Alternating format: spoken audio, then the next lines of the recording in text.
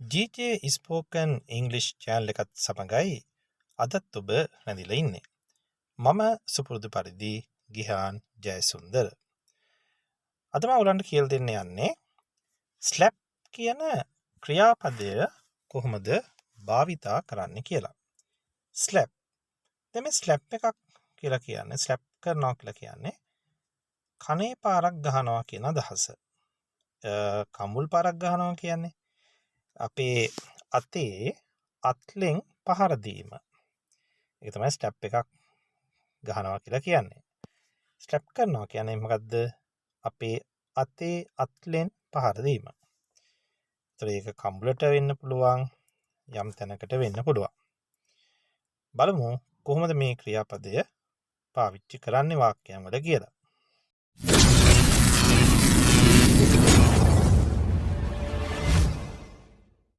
බලන්න පළවෙනි වාක්‍යය තියෙනවා මේ මම දෙනවා ඔයාට කම්බුල් පහරක්. මෙතන අපි slap කියන එක ක්‍රියාපදයක් ලෙස යොදාගන්නේ. එහෙනම් I will slap you මම දෙනවා ඔයාට කම්බුල් පාරක්. තව දුන්නේ තව මොහොතකින් දෙනවා කියලා කියන්නේ. ඊළඟ උදාහරණය බලන්න. She slapped him. slap කියන එක double PED වෙනවා. එතකොට අතීතයට හරවනකොට she slapped him. ඇය ඔහුට කම්බුල් පාරක් දුන්නා. She slapped him. දැන් මේ උදාහරණය බලන්න. ඇයි මගේ කම්බුලට ගහන්නේ? මේ වෙලාවේ ගහනකොටයි එහෙම අහන්නේ present continuous tense එකෙන්. Why are you slapping me?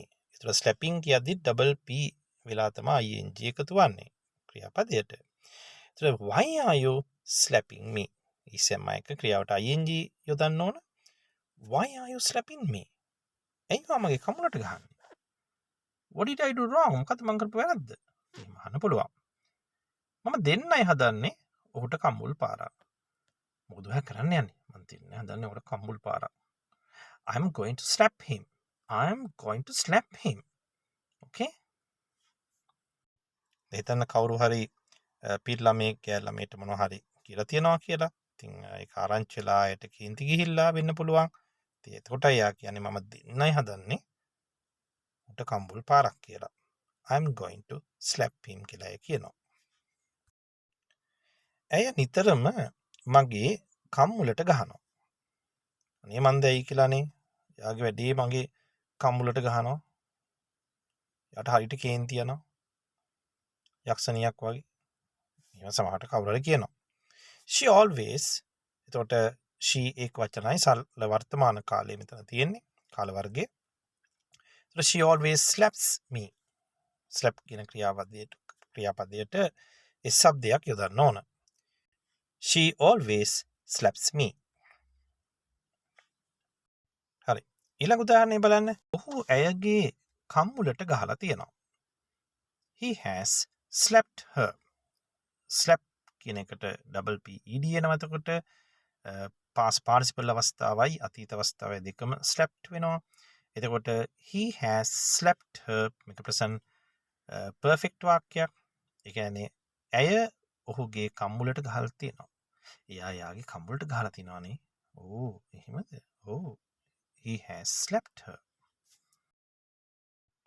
දැන් මේ වාක්‍යය තියෙනවා මගේ අම්මා මගේ මූණට අතින් ගැහුවා. සාමාන්‍යයෙන් මේ අතේ අල්ලෙන් පහර දීමකුයි කරලා තියෙන්නේ. ඒතර my mother slapped my face. My mother slapped my face. මගේ අම්මා මගේ මූණට අතින් ගැහුවා. ඔහු ඇයගේ පිටට අතින් ගැහුවා. පිටට තට්ටුවක් දාලා පිටට ගහන්නේ. He slapped her on the back. He slapped her on the back. back කියන්නේ පිටට. එහෙනම් ඔහු ඇයගේ පිටට අතින් ගැහුවා කියලායි මෙතන කියන්නේ.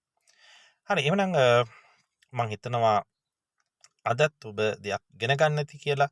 අද මම slap කියන ක්‍රියාපදය වාක්‍යයන් වල භාවිතා කරන ආකාරය ඔබට කියලා දුන්නේ. අපි තවත් දවසකින් හම්බ වෙමු. එතෙක් ඔබට සුබ දවසක්.